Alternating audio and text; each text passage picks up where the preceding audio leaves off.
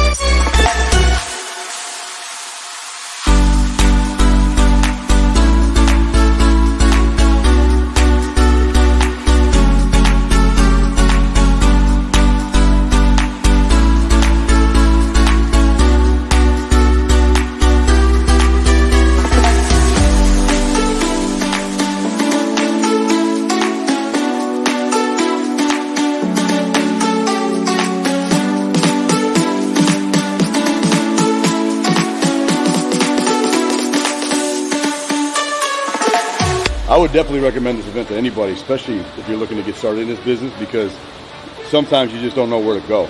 And sometimes you don't know how to get started. And sometimes it could be the reverse. You got the motivation, but you don't have the education, or you have the education, you don't have the motivation. So sometimes it's being in certain rooms with certain people that'll kind of uplift you or inspire you or get you moving, get you thinking. But more importantly, this is the kind of room you want to be in, especially if you're a newbie.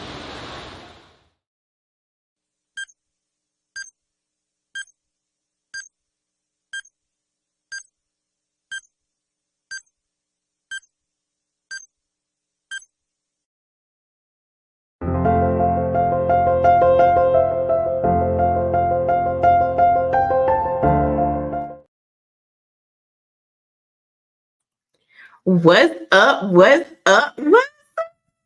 Yo. What's up, you guys? Happy Thursday. How's everyone doing today? You usually there's an acronym for Thursday. Like, what's Thursday?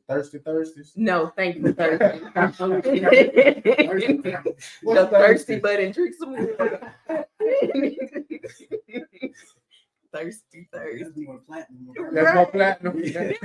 Thursday was tipsy, wasn't it? Tipsy Tuesday. I mean, you got motivational Mondays. What's with I Hump Day just told Wednesday? you, Thankful Thursday. I like Thankful Thursday. Thankful Okay, I can roll with Thankful Thursday. Or Thoughtful Thursday. Okay. Let's go. OMG, you guys are crazy. Check in. Let us know that our volume good. Tell us if you can hear us. Let us know where you're from. Make sure if you have any questions to drop them down below. This is for you guys. So let's get off the sideline and get into the game. I feel like you on the sideline right now. Come over. Man, we did a whole pre-screen check for just that. You should have said that then. I ain't moved. Okay, now come on. Well, it's kind of tough because my leg in and out. So Okay. you good? I'm good. Okay. There you go. All right, whatever. I'm good. All right, what's up, you guys? I want you guys to do us a favor and share this in your newsfeed. Share this so that others who are fearful, who are contemplating, they're trying to figure out what does 2024 look like for me. I don't know if I can do it. Like, I want to do it. I know I was born to do it, but I'm scared. So share it in your newsfeed. If you're on YouTube ain't got a newsfeed. No, but they can share it. They can still share the link and send it to someone. You can send it to someone personally. Great point, though. But share, so that others can get what you're getting, can learn, can grow, can reduce their fears. This is our Fearless Investing podcast, and I'm so grateful you guys are on. Share it with others, and let's jump into it. Let's dive into it. Who do we have today? Who do we on have? The Fearless Investing podcast. Come on, okay. Can you do it again? Because I felt like you had a lot of noise going on. It was like radio voices. That was my Kevin voice. Is that what it was? Oh, okay. Your quiet storm. He said, won't let her share. Okay, you may be you're probably in our RBI Decoded Facebook group. Okay, So you have to actually send the link to share. But if you go to X Flipper page or the Denmark's page, it'll let you share. But Yes. good point. Thank you. Good afternoon. How you doing? So, is it Miss Price or Miss Edwards or Miss Price Edwards? Which one is it? Pick one Pick and one. stick with it. Or pick Tamika. Pick one. I mean, I ain't gonna tell you the truth, but I ain't want to say the name. All right, let's talk about it. All right, we have our X Flipper icon, Devontae Lee. He's in the studio with us. He's live in the studio with us. Oh my goodness. Devontae, what does X Flipper icon mean? Let's say that, because we'll say X Flipper icon and nobody knows what X Flipper icon mean unless they came to one of our conferences. So a X Flipper icon is someone who has accumulated 7 figures in net worth. So that's what X Flipper icon. We are by nature buy and hold investors. We flip from time to time, but we really preach and teach buying and holding. We preach the X Flipper method, and we preach helping other people buy houses. Yes, you can flip. Yes, that is a thing, but that's not our core foundation. That's why we're X Flippers. So we kind of want to highlight people who have built 7 figures in assets that's a part of our network in our community. Absolutely. That sounded kind of good just then. I ain't gonna lie. That was the most ever talk. I was like, he still got wind. No. He still has wind. All right. So Devontae, tell us who is Devontae? Who is Devontae? First and foremost, I want to thank y'all for allowing me on this podcast. Who, me? Yeah, y'all. For sure. Thank you. Thank you. But Devontae is a man of God. He's a servant. Hold on. We ain't just gonna gloss over that. Say that first thing again. I'm a man of God. Oh yes. Okay. And it's funny that y'all asked that question because for a long time people would ask like, "Who are you?" And I would quickly go into what I do, right? And then I challenged myself to really kind of start diving deep into understanding exactly who I am. So as I sit here in my 30s, I know exactly who I am. And number one is a man of God for anything. I'm a brother. I'm a good friend. I'm a real estate investor by trade. You know, I'm a businessman. I'm a whole bunch of stuff. So Devontae is a tried and true by fire type of guy. And so that's who I am. Fire. Tried it. Ooh, that's the only way they make me, y'all. Hey, if your role model is the person you look up to, if your mentor ain't made and ain't been through no fire, how you said it? I'm a trial by fire. Trial by fire person. You might need to adjust your thoughts. All right. Yeah. So a little backstory about Devontae. We met Devontae at 20 what years old? I had to be like 21. 21 years old. Yeah. He was coaching football at Ramsey High School. He was going to Miles College. Yeah.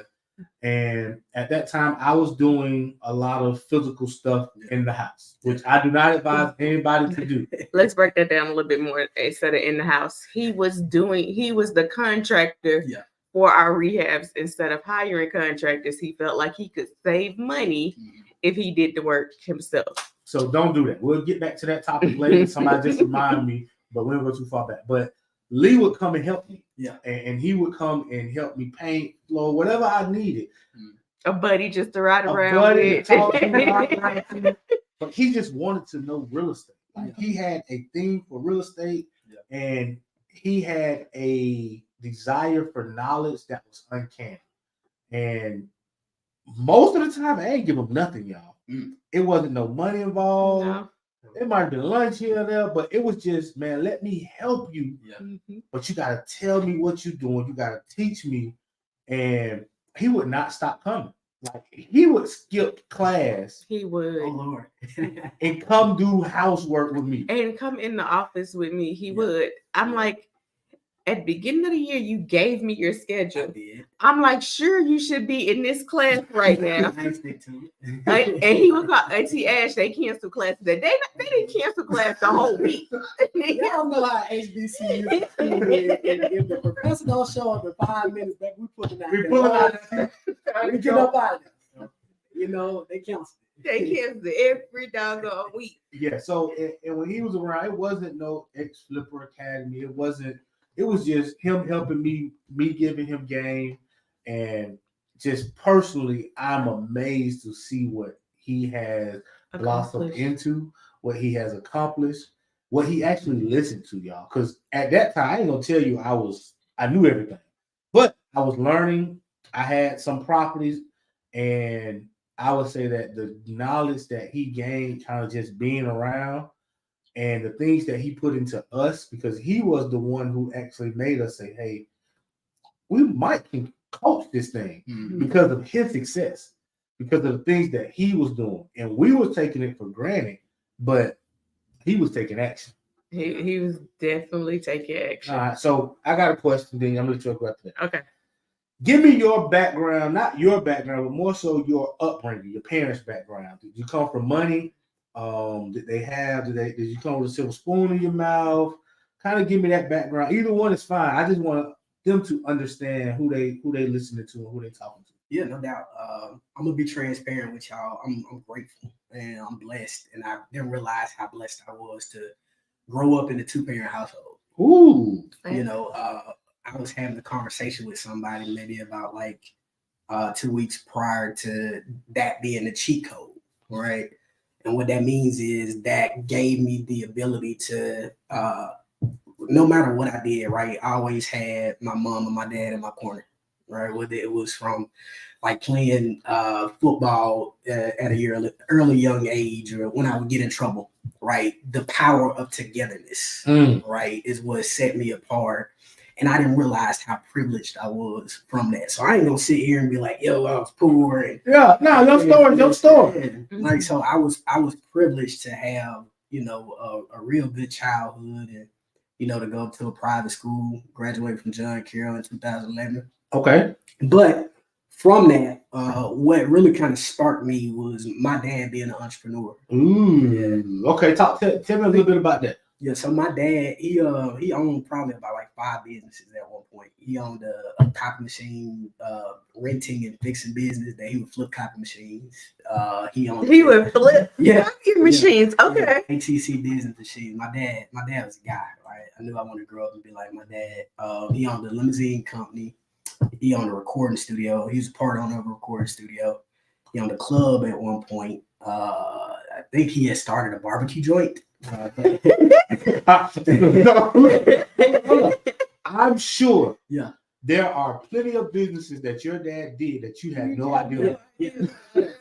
That's why I'm laughing. Like, so he had told me he's doing theater, but everything else, like, you know, it was being around my dad and just, you know, having the ability of going to his office, which was like right up here, and seeing him go from building to building. And I tell you this, like, summers, we would go to summer camp, but then sometimes they would let us out, and my mom would be at work. You know, she worked for the IRS, and we would go and we would have to go work with my dad, and I'd be in the back. And I remember just swinging around in the office chair, you know, and watching like movies and stuff like that. And he would go get us Taco Bell Mexi Melts, right? And I was like, well, this is freedom right here. This is like freedom feels like. Yeah. And then I can remember another time where, well, I'll say this: my dad used to go on every field trip. Wow. And my dad was everything to everybody else, and I didn't know how important it was. And until I got it, right? So I'm like, I'd be a jealous little kindergartner. You know, we had the zoos like, why y'all hate my dad? Leave my dad alone. But it was just the blessing that my dad at one point, my dad was he used to service all of the copy machines in the Birmingham City school system. So in every situation, they call him my dad, right? Wow. Like, he was that parent to go to. When it came to Birmingham City schools, right? So he was, they were very active. So just the cheat code of having my parents, you know, having a 2-parent household really was a blessing, you know. So that's really kind of what started the Devontae or the stock. So what I want to challenge our listeners, and I'm a person that always gonna put pressure on. In my opinion, Devontae dad was that crazy person that said, I'm gonna do things different. His dad was the one that said, I'm gonna take a chance. I'm gonna take a chance. Yeah. What are your folks gonna say about you? What your kids gonna say about you? What your nieces, nephews gonna say about you when they're coming up and they're on that path and they're trying to figure things out? Are they gonna be able to say, hey, I went to Auntie Ash's office and spin around in the chair? Yeah. Are they gonna be able to say, hey, my dad went on all the field trips with me?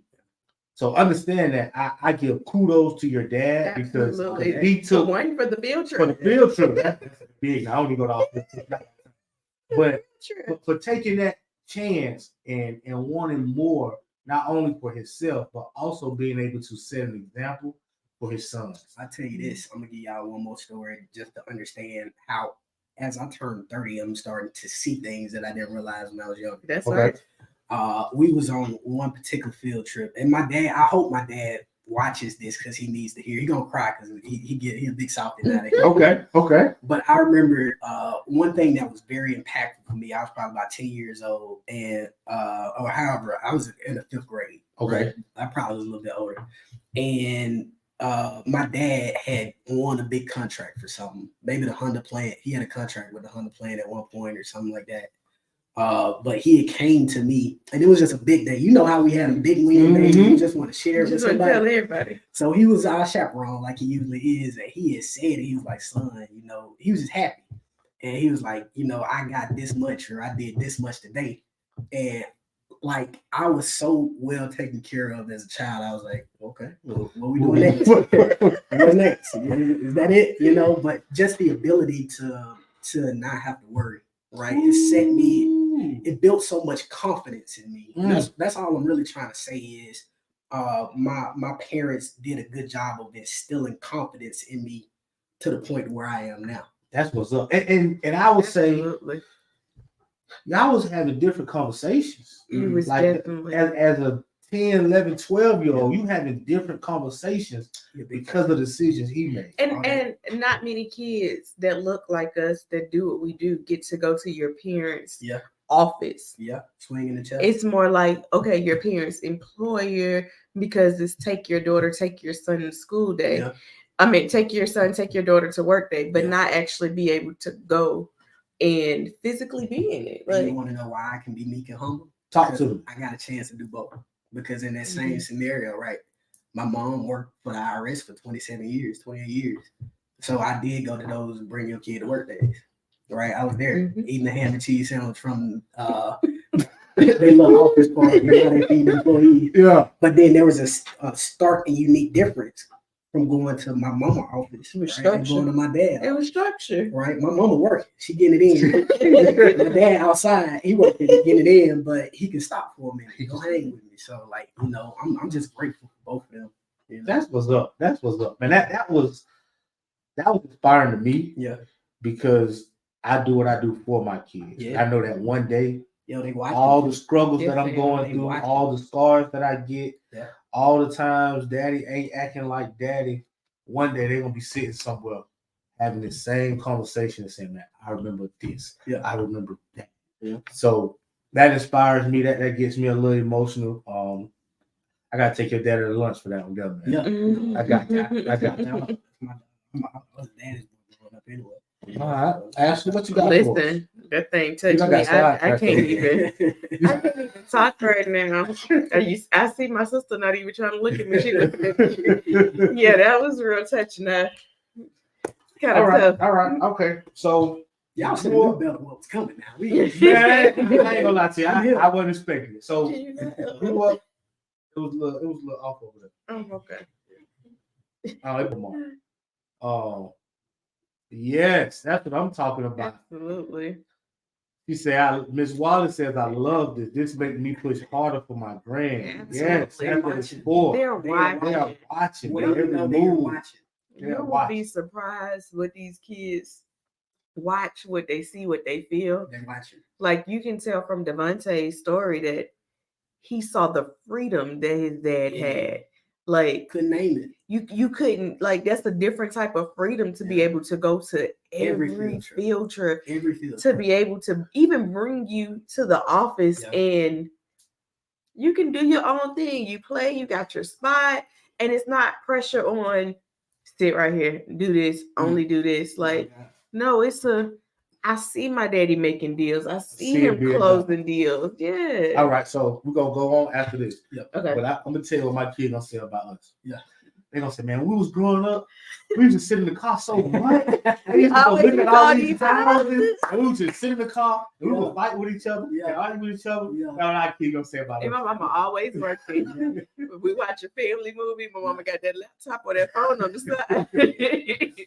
So let's get into the real estate world. What about real estate attracted you so much? Yeah, What why? was it? So I remember sitting in church being young, and it was high school, right before I even met y'all. And I always knew that I wanted to do real estate. I just didn't know what real estate was, if that makes sense. Okay. So what I mean by that is You wanted to be a realtor? Yeah.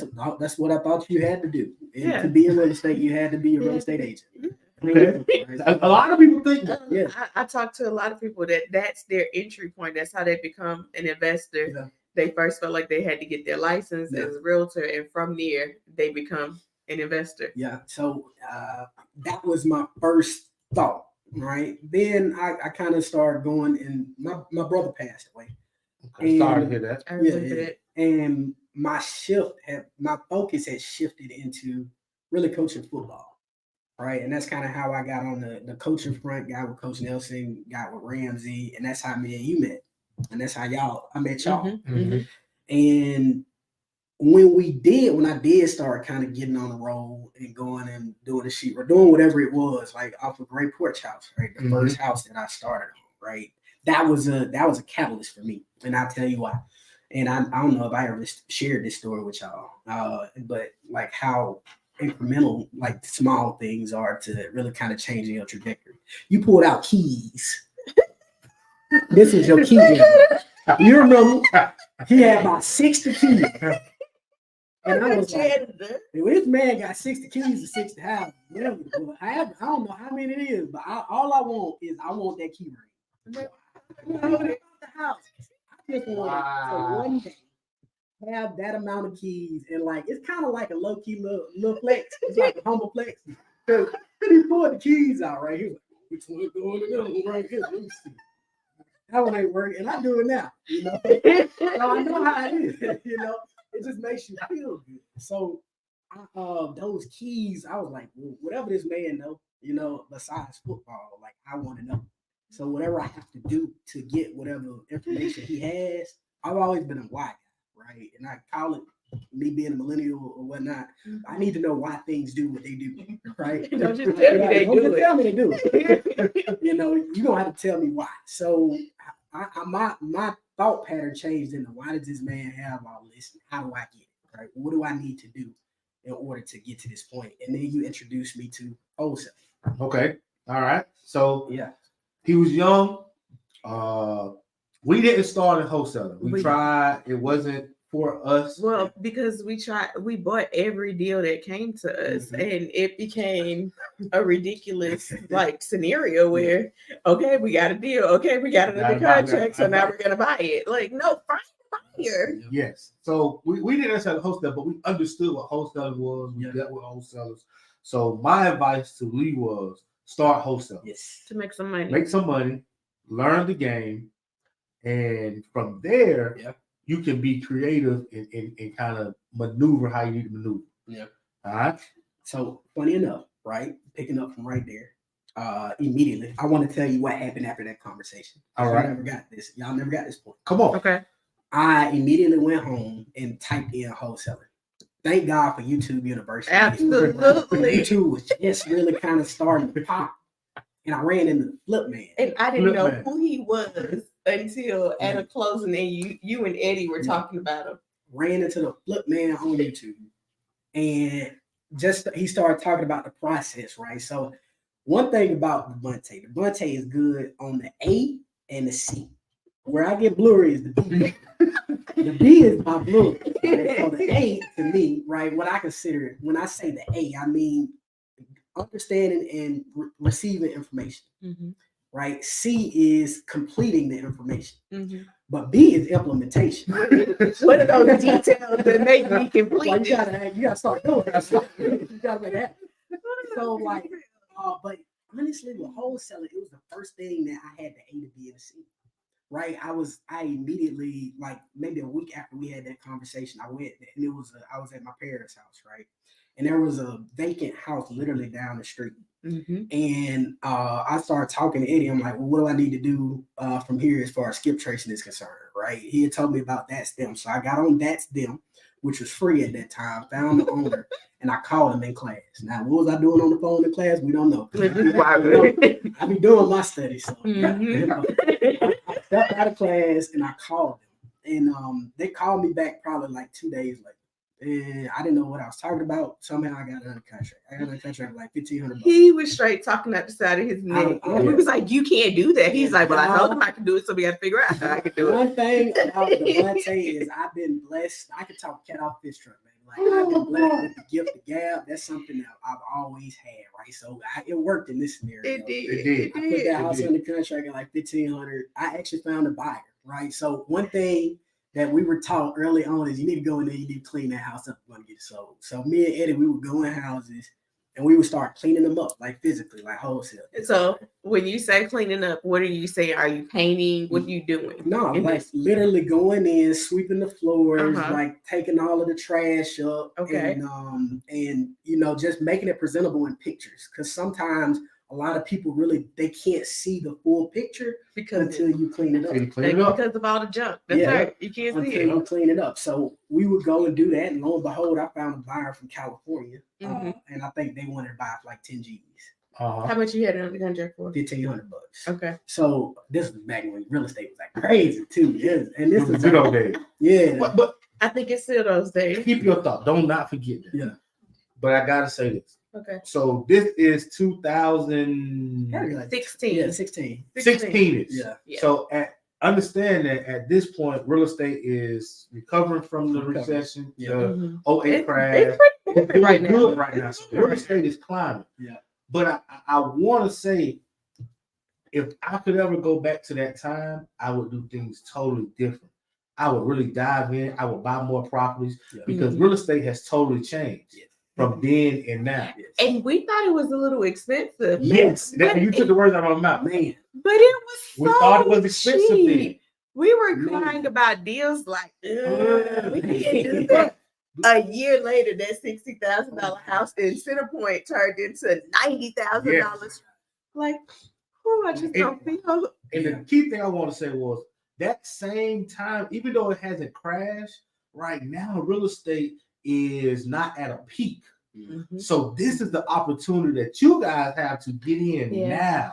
I'm telling you, you're going to be in the 6 months, a year, 2 years down the line, 5 years down the line. You're going to look back at some of the houses you passed up on and say, what was I thinking about it? And take action now. Absolutely. And you know, that usually goes with stock as well, because by the time people start really investing in stock, people have already made their money. Like people mostly jump in when it's high and it's too late then. So you gotta jump in when it's low, when it's coming up. You ain't even, if you're scared when it's too low, do it when it's coming up because there's still a peak that you're gonna reach that you're aiming for. But if you ain't in the game, you can't even try to win if you're not in the game. So like right now, interest rates are high. So it's not they're lower, but interest rates are high. So understand that when interest rate starts to come back down, are you gonna be in position to supply the inventory? Or are you gonna try to go out there and find a house then and it's too late? It's too now late. Where you could have bought that house for $80,000, now you got to buy for 90 or 100 because everybody else is trying to job for position. So I'm get off the sideline now. I'm telling you from experience. I just wish I would have bought more properties back then, and I wish I would have held on some of the properties that I sold. So that was the year when Devontae started working with us. That was the year where the light bulb went off for us. Yes. That was the year where we found out. Okay, it took us how many years to get 12 houses?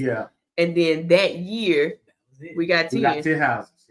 And I wish, so that was 16. That was 16. But it really hit me probably 15, and it was like, oh, it's time. Now is the time to go all in. Yeah. So I just want to make sure I say that, not to get back on track to what you were saying.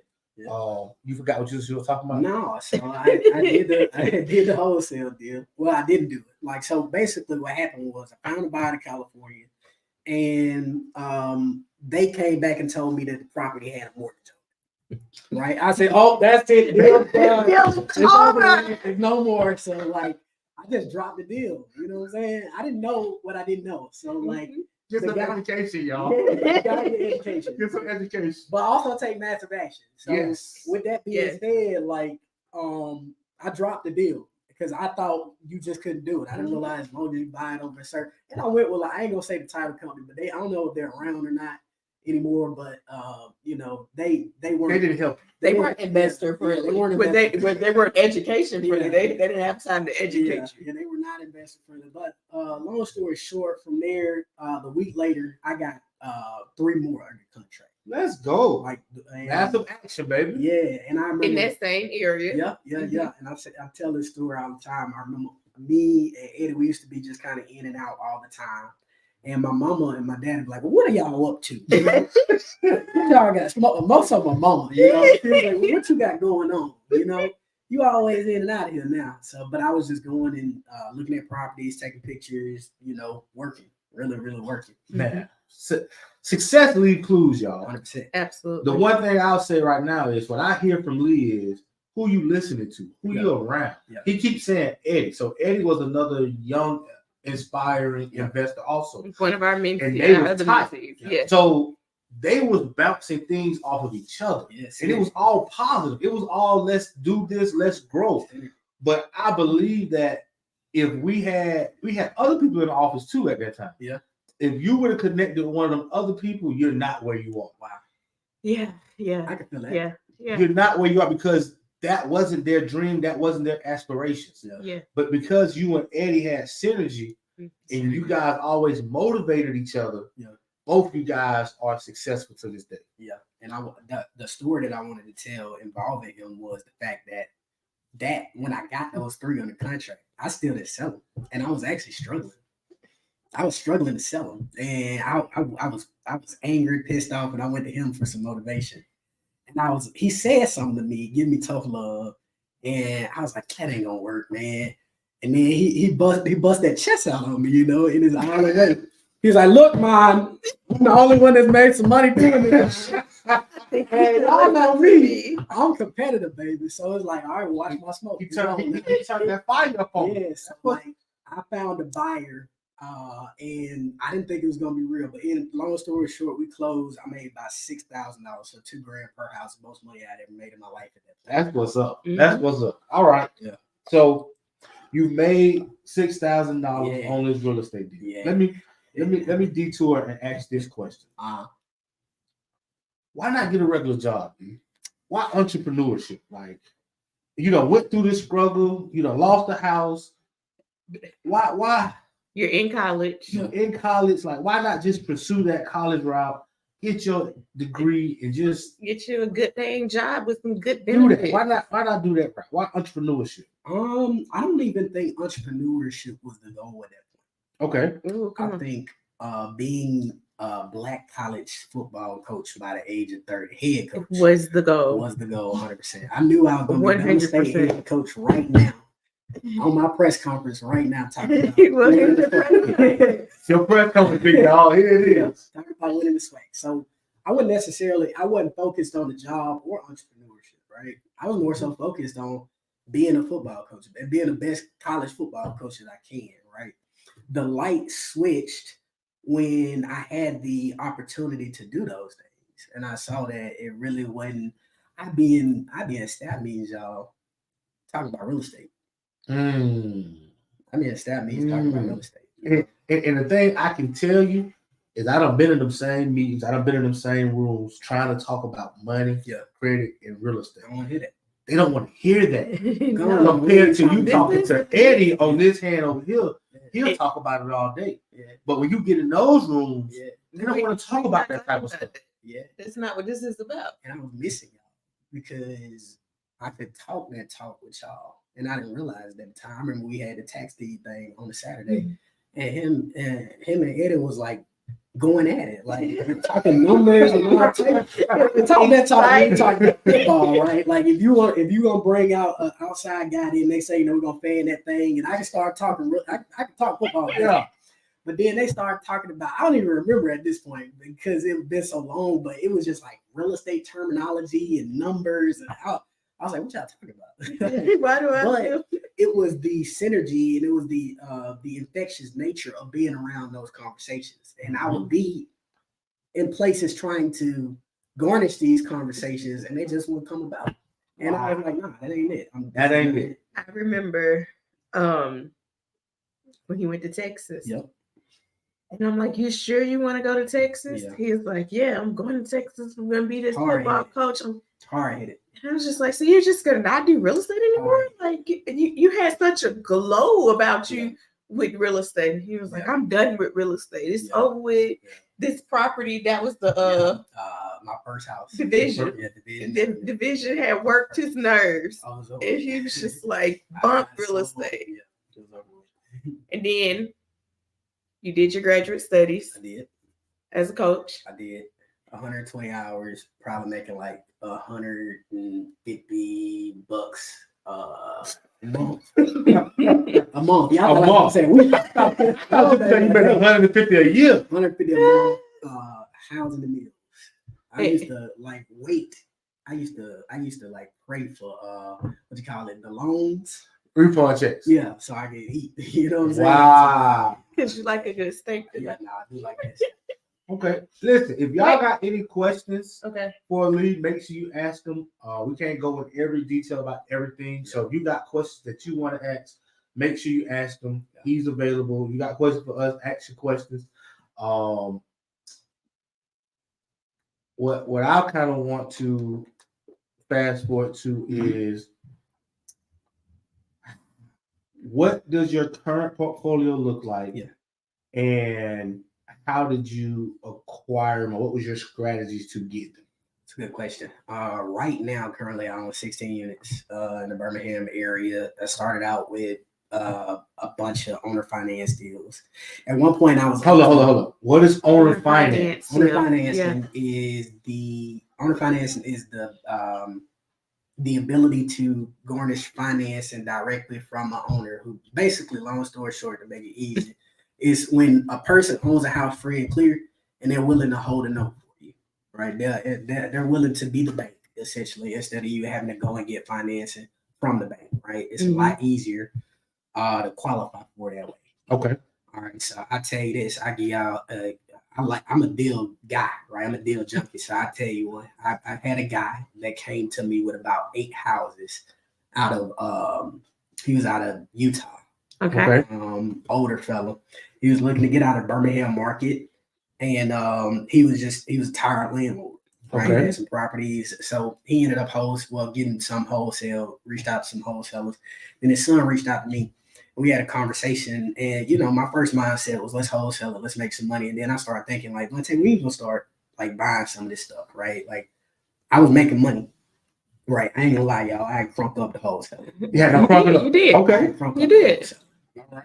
He ain't told nobody no number, but at one point I was doing like $60,000 a month. Ooh. Yeah. Okay. I was cranking it up. Okay. What happened was, COVID, everybody making money during COVID, but this guy came to me pre-then, and I wanted to find a creative way to start acquiring stuff, right? That was my next step. And I told him, hey, you have not because you asked not most of the time. Okay. So I asked, would you be willing to owner finance it to me? And he told me, he was like, yeah, you just kind of put something together. Okay. Get back to me and let me know what it looks like, right? He was getting sickly, and he was just looking to just kind of still collect some income without necessarily, he would cash out, but he was okay collecting Holding a little bit. Okay. So long story short, we came up with a deal to buy 3 or 4, I can't remember. I think it was 3 at the time, but for $85,000 for all 3. And I was thinking in my head, oh my God, it's expensive. I don't know how I'm gonna do this. This is a lot of money.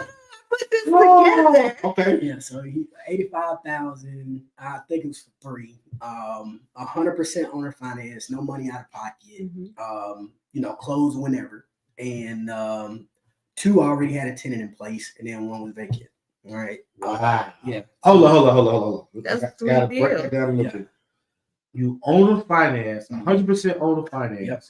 3 properties for Yeah. $85,000. With 2 tenants in place. And 2 tenants was in place. So one tenant been there for 9 years.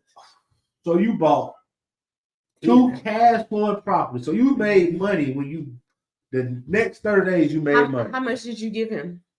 I think it was my mortgage payment like $300. Did you have a down payment? No, 100% finance.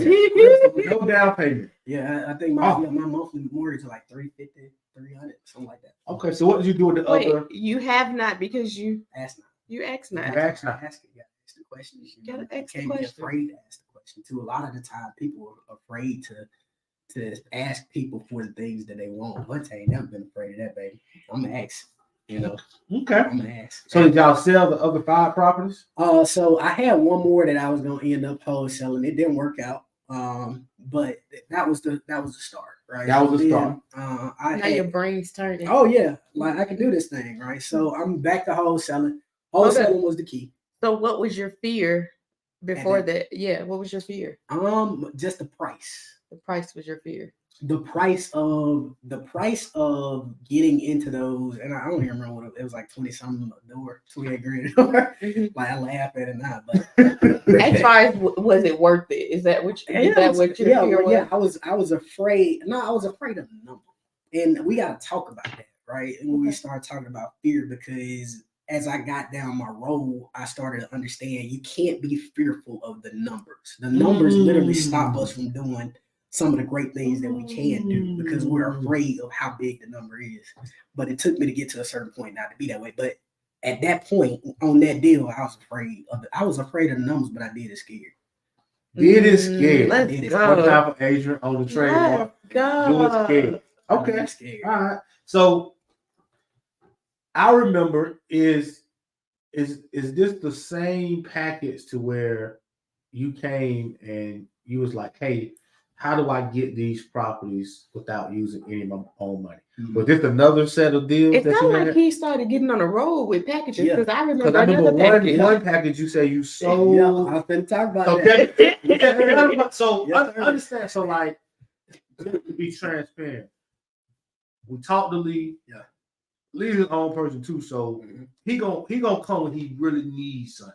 If he got it, he going smooth. Yeah. He gonna tell you how much he making, what he doing. But when he hit a roadblock or he hit a little speed bump, he gonna come start asking some questions. Yeah. So this is one of the ones where I remember it really started clicking for you because I think you own a finance didn't. Yeah. Yeah. But on these net that you did something a little different. Yeah. All right. Tell us about that. Homage to you, because I got this from you. The first wholesale deal the first 3 packages that I got, right? You had said you should probably try to keep one of them somehow and then sell the rest, and then use the funds to basically get the other one. And I'm like, sir, I don't know what you're talking about. You gotta sell these, make some money, and move on. I don't know. I couldn't think creatively, right? Because you get to a certain point where you survive and you can't be creative. You know what I'm saying? Yeah. And I was young and I was just trying to make some money. Well, on this set of deal, I just took that same principle, listened to what was told to me, and applied it. I was like, this is the perfect time to do it. So I had 2 houses that an old man, another tired landlord that I found off market was trying to sell for about 20 grand. And one had a tenant in place, Section 8, been paying probably about 4 or 5 years.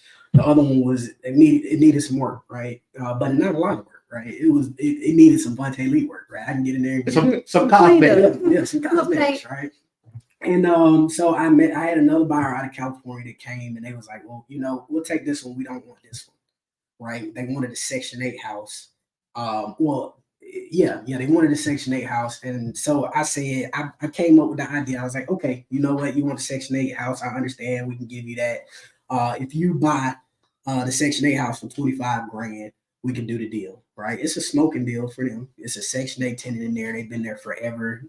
They bought it for $25,000. Well, guess what that left me with, right? What they left you with? Yeah, free house. A free house. Listen, hell, I got paid to buy it. Right. You had an extra 5. So you had the house under you had both houses under contract for how much? $20,000. For $20,000. Yeah. Both houses under contract for $20,000. Yeah. Sold one. You sold one house for $25,000. I had to ask Jeff Palmer. Shout out Jeff Palmer. Shout out to Jeff. How do I go about? How do I do this? How do I structure this? Can I do this? Is this possible? Yeah. And he was like, yeah, you just take the title in your name. And I was like, oh, that's all I got to do. Take title. That's it. And next thing you know, right, so my wheels started spinning before we got to the closing table. I said, well, I could take the capital that I make from doing this and I could clean this up enough to put a tenant in and just hold on, survive, right? And I did that. And that's my favorite house to this day. To this day. Yeah. So None of his own money. none of his own money. So the thing that I love about Lee's journey and the thing that I would say he get from us is our journey, we started from the bottom. Yeah. We didn't come with Anthony and Antonio, we didn't have money to just go out and buy property. So everything that we did early on was creative. Yeah. So we are always thinking of creative ways to acquire houses with little to no money down. Yeah. So a lot of like at the houses we would work at, I would tell him, hey, we got this house this way. Yeah. Or we got this house that way. Yeah. And we would talk about it, but like he took it to a whole nother level. He did. Because he listened and he took massive action. Yeah. And so massive imperfect action. imperfect action. So keep in mind, he always asking questions or trying to figure it out along the way. Yeah. That's the key. It's never going to line up. Them stars are never going to line up perfect. Yeah. You just got to take massive imperfect action. And you can do real estate without any of your own money. What's up, Matthew? Hey, Sean. What's up, Sean? Your marks are the best. Appreciate that, big bro, man. Hey, listen, I would say who's in your corner, who you listen to. We listen to Coach Sean. That's my big brother. We have conversations that I don't have with many other people. Right. He checks me sometimes and he gives me different perspective on things, but I don't take it personal, y'all. Yeah. Like we would not be here if we didn't have the conversations we had with Mr. Sean Simmons. Yeah. Just to be total transparent with you. So we try to keep those type of people around us that's going to give us good information, that's going to not tell us what we want to hear, but what we need what to we hear need to hear. to push us to the next level. Yep. So that we're not comfortable. Yeah. All right. Yeah. So All right. So that package deal. Yes. I remember another package deal. Yeah. In the Hueytown area. Yep. Oh man. You bringing up them deals. It got to the point where you just started packaging up things like, okay, well, I just saw I won with that. Well, how many more deals can I get where I just start grabbing a house in between? Yeah. So the riches is in the niches. Somebody taught me. the riches is in the niches. Say that again. The riches are in the niches. Let's go. So I knew that in order to be successful, right, I had to brand or stand out in a certain way. So what I started doing was being a package guy. Right, like instead of me giving you one, I'm gonna give you 3. I'm gonna give you 4. Or I'm gonna like do this thing to where, I might. You know what that's called today? What? That's an offer. That's an irresistible offer. Yeah. That's an irresistible offer. I want you to be like, yeah. I'd be crazy if I don't accept this And deal. I'm still about that today. Like that. I don't. Maybe that's one of my principles. I don't know, but I've always been that way. Well. This set of deals, it was off-market properties that I got. It was full. It was a building and 3 houses. It was a building and 3 houses. Well, I knew I wanted to keep it building. I knew I wanted to keep it building because at a certain point, I knew I wanted to become a developer. At one point, I started thinking about being a real estate developer on the commercial real estate side. So he had a building and he had 3 houses. One house I had for like I think I had like $2,000 in Hueytown. It was like $2,000. Then the building itself, he wanted like $6,000 or $7,000. And then there was another house for like $5,000. And then it was one more. I can't really remember the price, but long story short, I sold a few to a hedge fund, used the funds to then buy the building, right? And then I sold one to y'all. You made Yes, us buy you the made house. us buy. You made us buy the house. Somebody's You said this does not work Yeah, unless I was I gonna get do it. this house sold. Nobody else wants this house. Yeah, I had to get the building. That's So all. I need you to buy this house, figure it out. Yeah. I mean, I'm giving it to you for a steal. And the only funds that I was missing was me selling that house. So I'm appreciative because then that allowed me to buy the building. Right. I'm appreciative of that house because I made a couple of thousands off. But that house opened us up to Yeah, doing what we call hotels. hoteling. Yeah, To where we buy a super distressed property, Yeah. put a little bit of money into it, Yeah. and sell it to another investor. Yeah. Yeah. So that really opened our eyes to something different. I was scared as heck Yeah. because that was my first time seeing a What do you house think they get? where the roof was caving Neighbors. in, like Yeah, neighbors had- floors were dilapidated, It and was terrible. it was It was- terrible. Listen Like to me. Go. I walked in and walked right out. Like Horrible. I don't even want this free. It was wet on the inside. It was. You can see the. I went by the first time, did not get out the car. Went by that thing. No, thank you, Lee.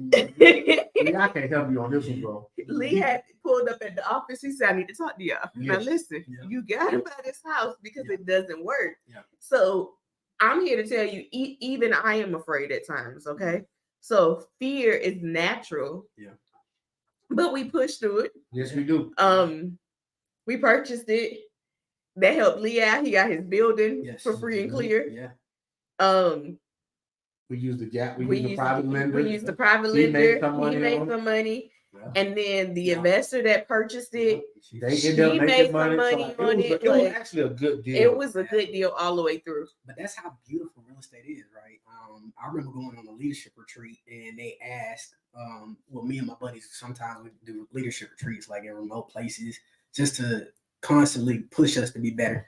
And one question was, is if does what you do impact others, right? And if so, what would the world look like if you aren't here, if your business isn't here? If you And with what y'all just said, right? Me getting on the phone, cold calling, getting cursed out almost every day, right? To find that deal, having to go out, take pictures. Because I was the first one to walk in there, right? Y'all was like the second and third. I was the first guy. So I put my life on the line, right? You did. But It was dangerous. yeah. But me being me and me doing what I do, or I mean I affect people, right? And it's all about being able to affect people with what you do, right? If Greenlee Holdings doesn't exist, if Dealey Properties, if Lee Real Estate, then there's a contractor that will have one less job to be able to feed his Yes, family. sir. Right. That's one less deal, right? That an investor can get, to then go and make some more money, right? So how I build, how I think is a lot deeper on the grander scale. Yeah, all the way down to the family that gets it, that needs to put their children in a school 100%, system over there. Like it's a direct line, Yeah, absolutely. Yeah. Blow the whistle, do something. Boo, what's up? All right. So I'm going to take us in a different direction. Remember, if you got questions, ask your questions. Drop them in the chat. Drop them in the chat. Yeah. The one I'm gonna go high level. All Okay. right. So I like how me and Devontae have a lot of higher levels. I'm not even gonna say high because it's not. There's more levels above me. I know this for a fact. Just heard one last night. So, but we was having a higher level conversation about money, and he said, I made a post, or he made a post, and basically, we are under the impression that we're here to get rich in real estate. All right. And the thing that you have to understand is real estate is just a byproduct to get cash. Yeah. All right. Once you get cash, you turn that cash into passive income. All right. So understand that once you get money, you can take that money and do other things that you can hire people and it can work faster, longer, and harder than you can. Absolutely. All right. So that leads me to right now, Lee is on a journey to acquire some Smoothie Kings. Shout out to the Smoothie King shirt. That's why he got the Smoothie Kings on. All right. So this might be my last question. Give us a quick synopsis of what that looks like from a Smoothie King standpoint. Like what made you go down that lane? Yeah, no, 100%. So if nobody understands the vision the way that I do, right? The best way for me to tell a vision is by saying it, number one, but still there's something in my mind, y'all, that I can't even really kind of begin to really regurgitate to people. So I try not to for the most part. But I'll say one vision that has always stuck out to me is real estate really wasn't the end goal from the get-go. I thought it was. But I've always had a vision of owning a bunch of Taco Bells, right? I really, really love Taco Bell. Maybe because your dad used to get you Taco Bells. Maybe that's what it is. Yeah. You know. But to be honest with you, a Taco Bell turned me down. Right, I didn't have a network for liquidity, and you'd be surprised. But when it comes to franchising, with young brands, you have to like they got a pedigree, right? I mean, it's very popular. I'll give y'all a statistic. A lot of people don't know, but it's America's favorite fast casual Mexican restaurant. Right, it's America's favorite Mexican restaurant. Wow. I mean, they're a monopoly. And a lot of people don't know. Interesting. One Taco Bell. And I'm a numbers guy. Give us some numbers, because you gotta hear these numbers sometimes to really start processing. Yeah. One, they call it AUV, the average unit value, right? The sales, right? The revenue. One Taco Bell generates around $2 million in revenue. And it's you saying $2 million a year? Yeah, it sells $2 million. So one Taco Bell is gonna make you $2 million in sales. One Taco Bell can make you $2 million. Yeah, and it's gonna net you probably right at about $400,000 for one location. The largest Taco Bell owner in the United States of America right now is Takala, and they're out of Birmingham. Started with one location in North Alabama. I think it was in Coleman, I believe, and now they're up to about 600 locations. So you do the math. You take that $400,000 or $500,000 per unit. It's a lot of zeros. A lot. So I knew that I wanted to kind of get into the food and beverage franchising. One thing that Devontae truly hates, just to be transparent with you, and I realized this being around Auntie Ashley, I can't do no systems. That's that B part. That's that B. That's that B. That's that B. That's that B. I don't do well creating systems, right? We talk about strengths and weaknesses and understanding Devontae. I do not do well creating systems, but I can follow a system. Why? Because you're a boss.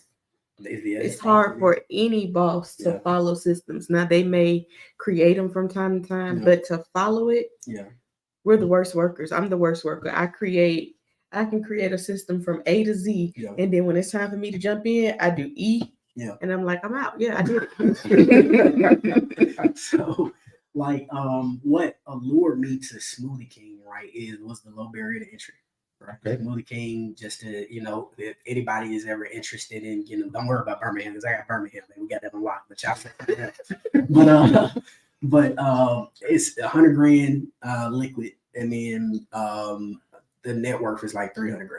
Right. And I was like, I got that. I got that. We can make that happen. So I had a conversation, right? And I started thinking about all of the ways, and this is why real estate is so powerful. Okay. Why wholesaling is so powerful. I started thinking I can take what I learned from wholesaling and then take what I learned from creative deal structuring, right? And be creative on the acquisition and the building of Smoothie Kings, right? So instead of going the syndication route, which is just basically putting a large group of people together to fund an acquisition of something large, I wanted to do a partnership. Right? Okay. I'm real big on just joint venturing. Okay. And so I found a restaurant owner that I went to, school with, just to get my restaurant experience out of the way. Because a lot of quick serve restaurants, they need you to have restaurant experience before they accept you in. And I brought him in, and he's funding 100% of it. Hold up. So you still out here doing deals with no money? I'm not. So I'll be transparent with y'all. I'm not. Yeah, there's none of my capital going into any of these. And so look. Yeah, you just made my skin crawl. Yeah. We signed the area development agreement to build close to about like 2.2 million right now. So it's so important to guard what's going in your brain. It's so important to think outside the box. Don't put any limitations on yourself, because whatever you're doing on a small scale, you can do it on $1 million scale. Okay. All right. So don't put those fears, don't put those limitations on you. We were talking to Devontae last week, and it was just so amazing to see how much you have, for one, grown, but have been able to take that one niche, that one skill, and just build on it to a whole nother level where most people feel like, okay, I can't do this. I can't get a Chick-fil-A. I can't get a McDonald's. I can't get those restaurants because I don't have enough. But as long as you have those 3 T's. 3 T's. Time. Right? You got time because you've been doing all the work from a time standpoint, making sure all the paperwork is right, making sure all meetings are made, making sure negotiation back and forth is being done. That's the talent. To be able to negotiate. So you got time, talent, and your partner's bringing the treasure. That's right. And he has some time in his stuff. Y'all been putting a lot of time in it. A bunch. But not limiting yourself to say, okay, I may not have this. That I can invest into that fully. Right. Because it's not that you didn't have it, it's that you don't have it to invest in just that. And being able to marry the two and work your way into a deal, talk your way into a deal, execute a deal to where the partner knows your value and you know the partner's value, and it's a win-win. I give y'all a real scenario. Talk to us. Honestly, right now we're negotiating acquiring basically the market of Smoothie King. So every Smoothie King you see Greenlee Holdings, hopefully will own it. All right. So we gonna talk that into existence. That's gonna happen. So for a person like me, who I like to hear numbers, what will be the total price to buy the market of Birmingham Smoothie Kings? Right now we are fiercely negotiating. Roughly. Right at about 2.8 million. 2.8 million. That's for about 7 locations right now. We are talking about a guy who made scared. Who was scared to buy a owner finance deal for $28,000 a door 10 years ago. Now he's talking about buying 7 Smoothie Kings for 2.8 million. Yeah. All right. You gotta process that. And keep in mind, middle class family. All right. This ain't nobody that just stay in a mansion in Mountain Brook. I wish. But it's growth, y'all. So like that's the part to where you go from $85,000 for 3 houses, scaring the hell out of you. Scared. So you like 2.9. I want to do some more. I'm thinking about going here and there. We want to get all of them. I want to get everything. Right. Like growth, y'all. I'm a package guy, like I told you. Package guy. I believe in packages. Right. I want to make one point though to what got me here. Let's go. I always equate stuff to things, right? Like certain benchmarks, right? So I equate this to a lot of boxes. Right. I say I equate where I am now specifically to a lockbox. A lockbox changed my whole mindset to this point. Right. What I mean by that is I remember first being introduced to a lockbox by y'all. Right. I still remember y'all lockbox number. I don't know if y'all still use the same number. We do. Don't tell nobody. But I remember, but just to see that go on the first house that I walked into, I'm like, okay, this is cool. I met a mentor out of Atlanta when I got on the development side because I knew I wanted to get into commercial real estate development. And he knew that he would change my life with what he did, right? Because I would give him so many excuses. I can't do this. I got like a whole bunch of limiting beliefs about myself at the time. And he wouldn't even let me. Hold that thought. Yeah. Nick, I didn't know I'd change it. I was just happy for your help. I just needed some labor. So, all right, go. So one day we had I was in there. He taught me, number one, like he wouldn't let me put my limiting beliefs on his group or myself. I'd be like, well, I don't know if I'm capable or smart enough to do this, right? We started talking about numbers. I don't know about all that, right? I'm telling him what I can't do. And he'd be like, well, y'all got about 30 minutes to get this done before we. Because I don't want to hear it. Right? He just wouldn't even pay it. He wouldn't even pay no attention. Just glossed right over. Yeah, and this was a guy, he doesn't want to hear that because he was the first African-American SGA president for Auburn. He was the first Black executive for what's the big Brassfield and Gory. Brassfield and Gore construction in the company. development side. So like all he's done is break barriers. So he's like, Break areas. What you got in the conversation? I keep telling y'all, your brain is a muscle. Your So, brain yeah, is a muscle. It is. So like, long story short, we had a field day. When we was working with him, and lo and behold, let me tell y'all the truth, because a lot of people don't know this. I did the same thing. I took the same principles that I did with the Denmarks, and I went and I worked with him for free. Actually, I think I was getting paid the same, like $7.25. But I had a family. I was married at this time. You were. And a lot of people don't know this, but like every Sunday, I would leave and I would drive to Atlanta and I would stay,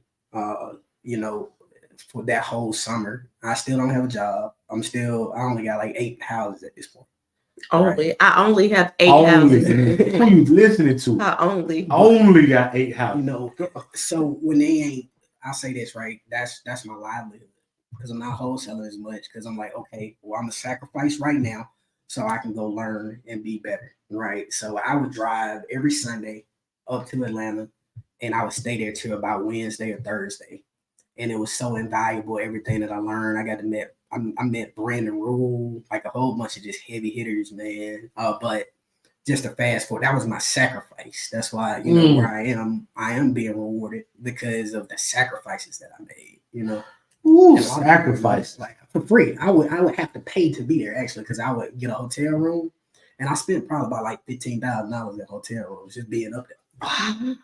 So I got, not only I'm working like a dog, I'm paying like a lot of money to be in these hotels to be up there, and on top of that, I ain't getting paid.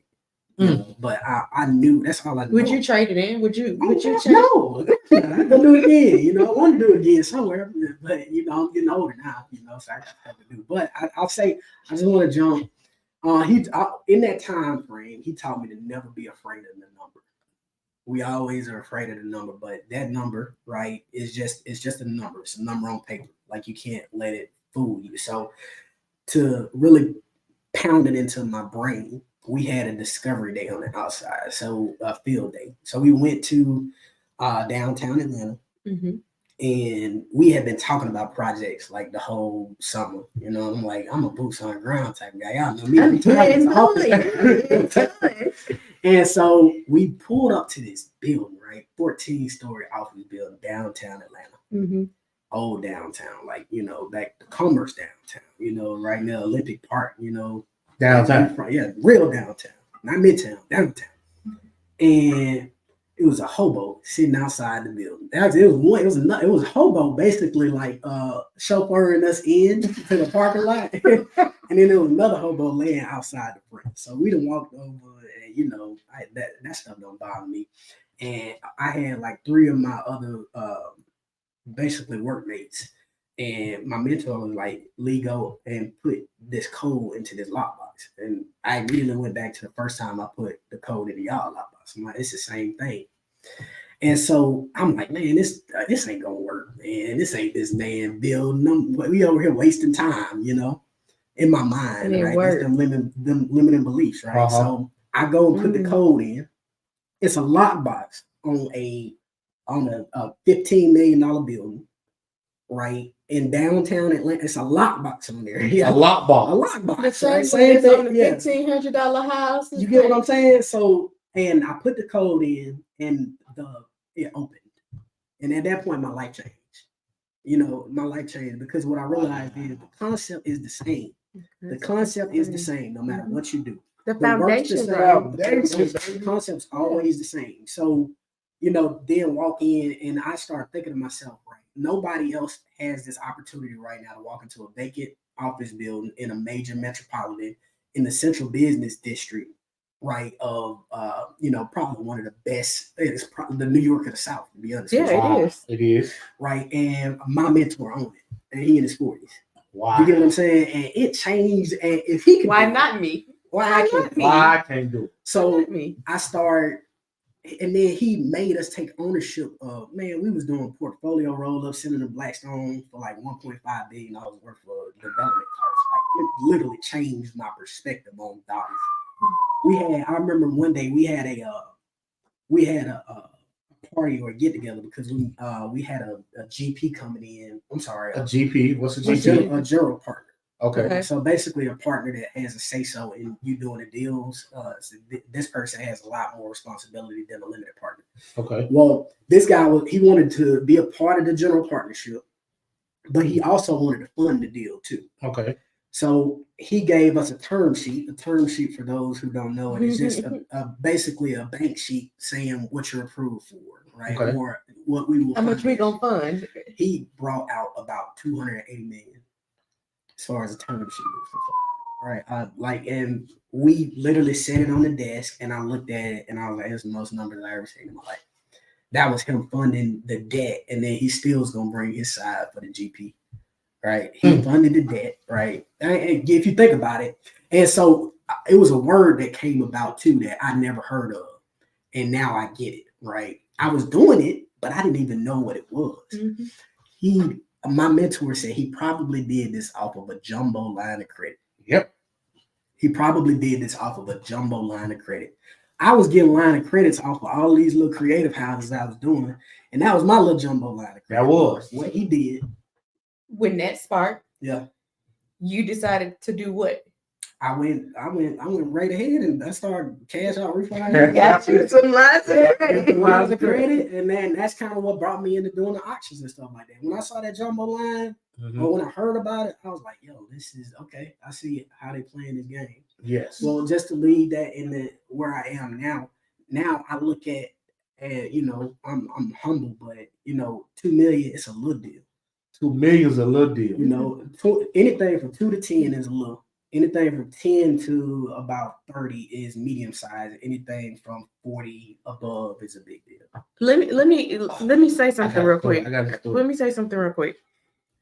We're in 2023. Yeah. I remember it was 2020. Yeah. Everything closed down. Nobody really wanted to go anywhere. We're doing real estate. We're doing wholesaling. And I remember this word coming from your mouth. Mm-hmm. If the deal doesn't net me $10,000, I'm not getting out of bed. And now you're saying 2 million is little. Yeah. Let's just talk about that's a 3-year growth. That's a 3-year growth. I forgot about that. And I told you then, and I'm gonna apologize. Yeah. I said that's wrong, Lee. Don't do that. That's arrogant. Don't do that. Absolutely. Have y'all ever heard of Myron Golden? Love him. So I was listening to Myron Golden. That's my dog, right? The other day he had said, when you start having conversations, right? So y'all didn't catch it, but I just did it in here. I am changing my mindset again. When you set your expectations a little bit higher, right? You have to change the way that you approach the conversations that you have. And one thing that he said he does is when he talks about his revenue, he puts only in front of it, right? So what I just did when we had that conversation, because I'm changing my mindset, I'm changing my expectations on what I want. Yeah, I only had 8 houses because there's guys out there that got 800. That's right. I only made this amount of revenue, right? Because I expect, right? I do have a floor, but I ain't got no ceiling. That's right. All right. So with that being said, right, that's the lowest that Monte I was willing to accept. You get what I'm saying? Only is that's the last time I'm gonna just have 8 houses, right? Only had this amount of Smoothie Kings because it ain't gonna never be like this again. And that's just kind of how I pump. Like that's what keep me going, So that was so I got 2 things to say. Okay. Because I've been quietly over here itching on it. You got to fall out the chair. One thing I want to say is I always tell people don't look to make a lot of money on your first deal. Get the knowledge and the information and the education. Yeah. That first actionable deal that you're doing, that's what it's for. It's not to make a whole lot of money. It's not get rich quick. Experience. It's to put hours into it so that you can build a system, you can build knowledge, and you can have something to go to your next deal. Can I add it before you go to your next deal? All right, go. When Devontae was going to Atlanta, that was in 2020 when he was doing it. Devontae was putting in hours, although he wasn't getting paid, although he wasn't doing the things that he felt like at that age I needed to do, or even probably your parents, your wife. Everybody thought that this is not what you should be doing, but it's those hours those reps that you put in, that's what changes that mindset. That's what changes that growth. That's what will make you say only 10 million, only 10,000 3 years ago to say only 2 million. That's only because of time, growth, and reps. And hours. You can't expect to have growth if you ain't putting in no reps. Whether you like the way it feels, whether you like, it's gonna be painful. Them 3 years was painful, I'm gonna wasn't tell it? you a real truth, right? And I ain't never shared this with nobody, right? I remember coming back from Atlanta, and I got a call from my mentor, right? Before I got up there was this massive affordable housing developer by the name of Eddie Benoit, and I made it my mission, and I spoke it into existence to nobody but my wife at the time, and just said, I'm gonna meet him, right? Or I'm gonna work for him, one of the two, right? I'm gonna meet him, or I'm gonna work for him. I got a call from my mentor because he knew how I felt about me. He was like, I know you just got to Birmingham, right? And I'm like, at this point, I'm annoyed because, I ain't got paid. And he was like, I need you to turn around.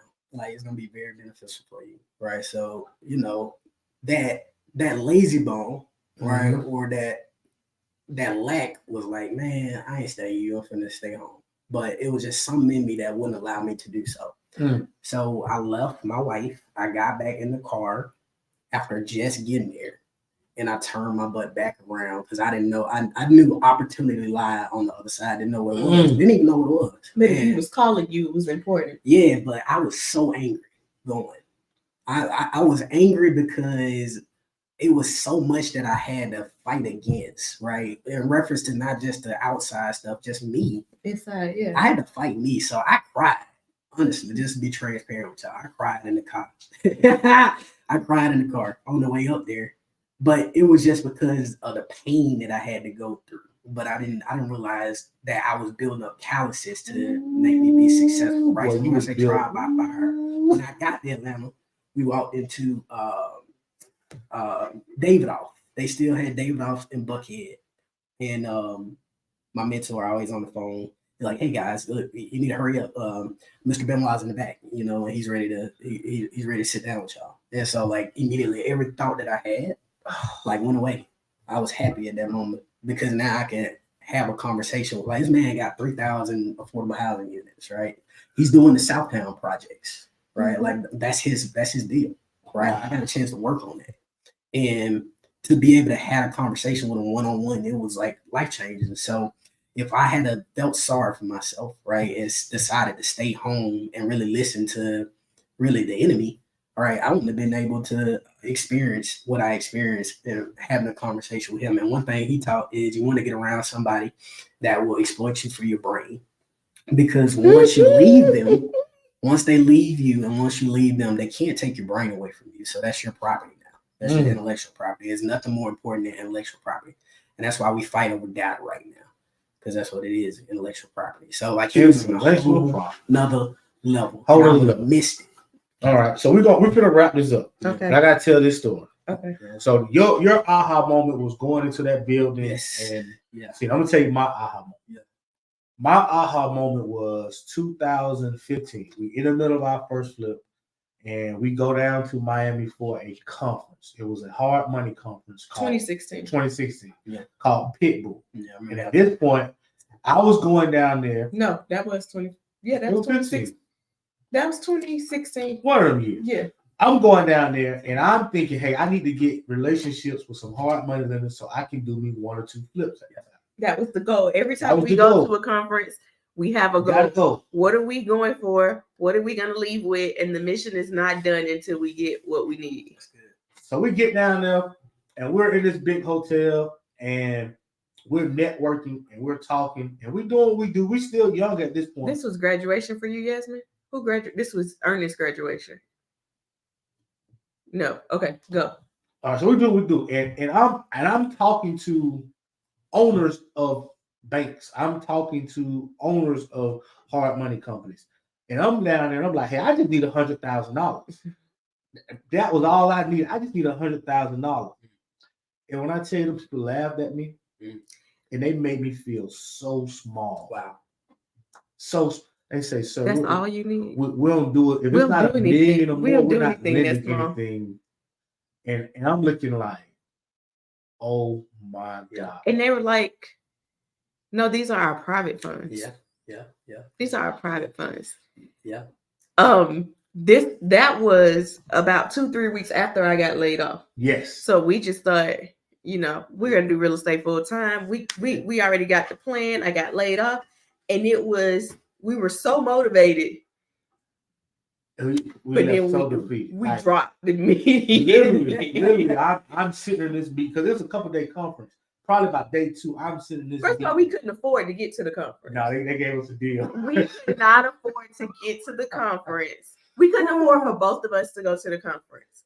It was a ticket price online. Wow. And Tonya said, I really feel like we need to be in this room.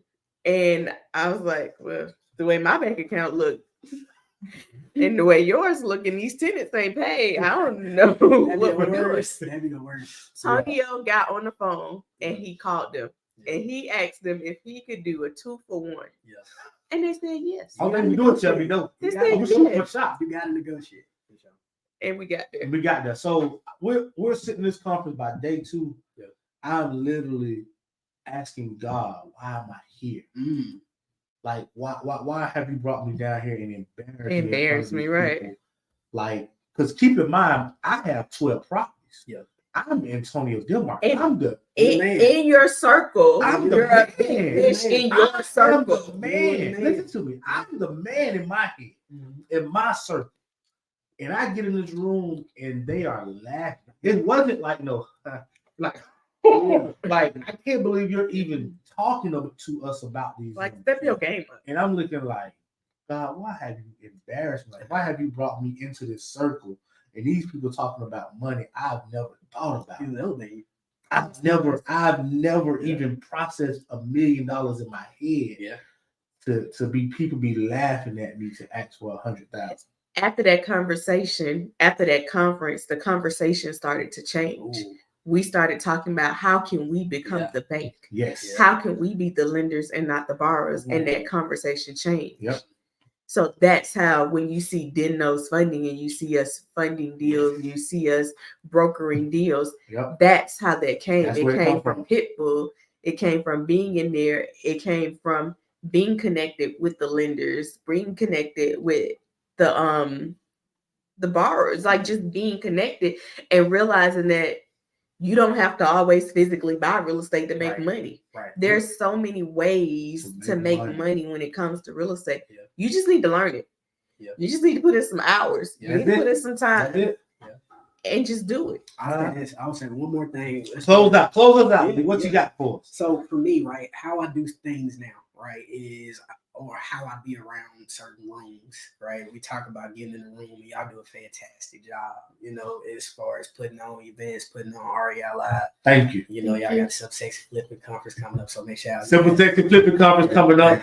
But make sure you get your ticket. I only want to, from now on, right, I've set a standard to only be in rooms to where there has to be a wow factor, right, on my part, right? I have to be wow. And what I mean by that is my breath needs to be taken away, right? Whether it's either I'm embarrassed because I'm the lowest in the room, or I am shocked beyond belief because I'm the lowest in the room, right? So, like, I'll give y'all an example. I'm going to in March, the multi-unit franchise conference in Las Vegas, and it's for Mumbo's, which is a multi-unit, multi-brand owner looking to expand in the food and beverage franchise world. So I got invited, thank you, Mr. Greg, by a Great Clips franchisee who owns 138 Great Clips, and he owns about 30 Smoothie Kings, right? And my first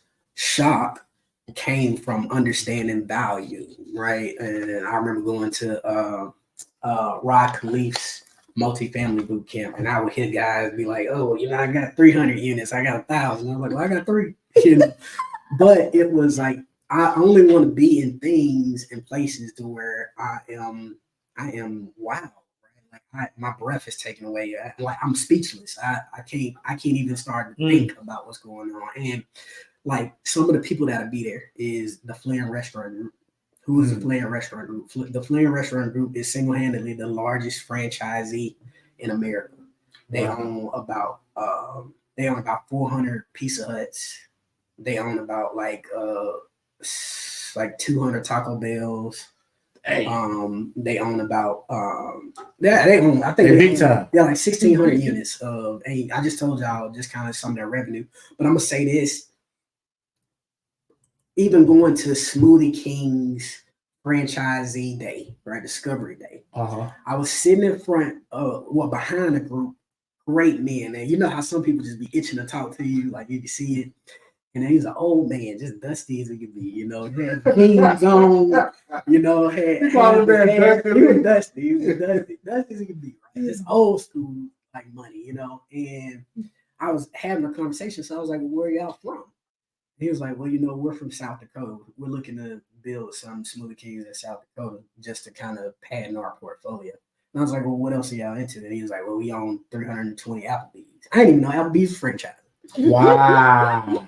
And that's the level, right? There was guys in that room, right? It was literally 20 people, and they all looked just the same as I do, right? They were normal people. It was guys in there with like 70 Dunkins, you know, and that let me know that I'm on to something. You on to something. You're in the right room, man. You get in the room. The magic happens in the room. Absolutely. You have been in your house, in your circle, praying for change, but you're not changing your surroundings. You're not even trying. Like, you got to get off the sideline, get into the game. You got to do something. Yes. Stop making excuses, saying, I shoulda, coulda, wish somebody would help me. No. Yeah. Lee did it for free several times. Just making himself feel vulnerable. Sometimes we don't want to feel vulnerable.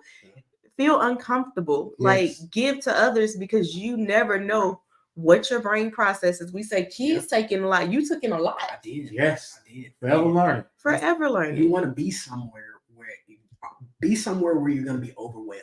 Yes. It's okay to be overwhelmed. It is okay that you're in the right place. It's okay. Mm-hmm. It's okay. If you leave, so look, let's talk about the conference. If you leave the conference and you feel like you are overwhelmed, then you were supposed to be there. For everyone who has came in the past and you're like, "Whoo, I learned so much information. I learned the wealth of knowledge," because that's what it's about.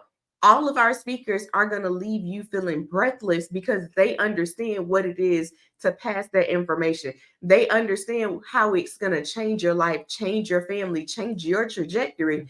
And the only way that you're going to do it is if you stop feeling sorry for yourself. Mm-hmm. You make a way. We didn't have money to go to that hard money conference. We did not. But guess what? We made a way to get there. We stayed with my parents. And Antonio's parents, we alternated days staying between it. We didn't stay in the hotel that the conference was in. We stayed with our parents. There's been plenty of conferences we went to out of state where we stayed with family members that stayed near the city, if not in the city. That's usually the ones I look for. Yeah. So do whatever you have to do to get to where you need to go. The room, by any means necessary. Man, I will say, Lee, you have blown me away personally. I'm sure that if you're watching this and you've got some value, tell Lee thank you. Yeah. Give him a heart. Show him some love. I know that he has touched me, as crazy as it sounds, and I've known him for 10 years. Yeah. But the level of growth, maturity that I see in him is amazing.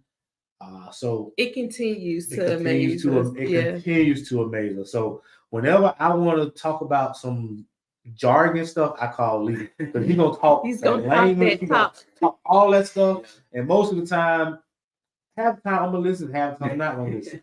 But I'm listening, but I'm not necessarily listening to understand. I'm listening to take it into my mental, so that one day it'll come back in. Yeah. And because it just seeing how much he's grown and seeing how happy he gets when he's talking about it, because that is one of Lee's love languages. Like, it is. So being able to talk to him and see how his face just glows, being able to be his authentic self, it just makes you even more proud of the growth. Yeah, my art. All right. So what we got going on next week? This is the last one for this week. Next week we are going to have Adrian Mooney on Monday in the building. So Adrian is on her 6th deal. In a year's time frame, she went Oh, from okay, you just glossed over that. She's done six she's deals done in a 6 year. deals in a That's year. beautiful. Wow. She's done 6 deals in a year. Wow. From nothing, she quit her job at Blue Cross Blue Shield right before she became one of our students. Well, no, after she became a student, before she had her first call with us, she quit her job from Blue Cross Blue Shield. I say quit. She put in her notice, not quit. From then, she's done 6 deals. All right. So she's gonna break that down. She's gonna talk about the Becoming the fear, bank. how to become the bank, how to change it to where you become the bank, all the good stuff. So Yes. next Monday, Adrian Mooney, same time, same place, 1 p.m. Central. The replays, we're gonna start sharing these replays only in REI Decoded. So if you are not a part of our free community, REI Decoded, what are you waiting for? Let's What are go. you Get waiting in the for? room. Get in the room. Get in the room. Join the group. It's absolutely free. Upon joining the group, once you put in your information, we're going to send you a free mini course.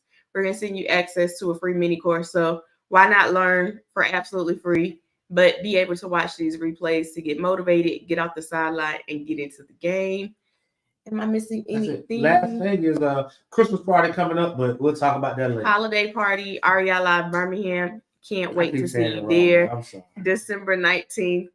That's it. All right. All right. So I appreciate you guys, your attentiveness. I appreciate you guys being on today. You have been absolutely amazing. I see that you guys were in awe because all I saw was let's go, hearts, love. Yes, yes. So I thank you for the love. Share this with others. Share this with others. And we'll see you Monday. See y'all Monday. Peace.